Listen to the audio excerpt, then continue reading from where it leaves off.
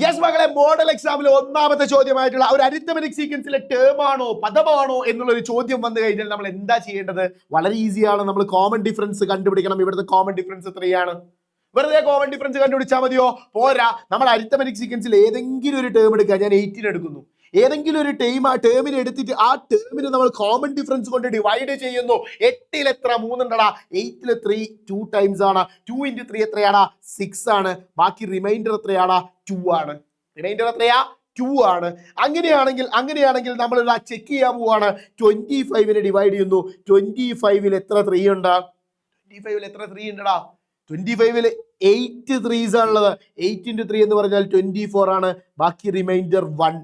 Reminder same ആണോ? Reminder same അല്ല. Reminder same അല്ലെങ്കിൽ അതിന് അർത്ഥം എന്താ? ടേം അല്ല എന്നാണ്. അടുത്ത നമ്മൾ 30നെ 3 കൊണ്ട് ഡിവൈഡ് ചെയ്യുന്നു. 30നെ 3 കൊണ്ട് ഡിവൈഡ് ചെയ്യുമ്പോൾ 30ൽ എത്ര 3 ഉണ്ട്?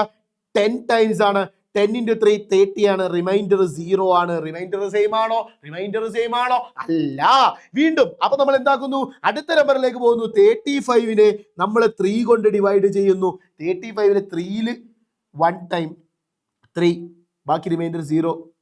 5 താഴെ ഇറക്കിയിരുന്നു. 5ൽ 3 1 ടൈം 3, ബാക്കി റിമൈൻഡർ 2. എടാ മോനെ, റിമൈൻഡർ സെയിം ആയി. അതിനർത്ഥം എന്താ?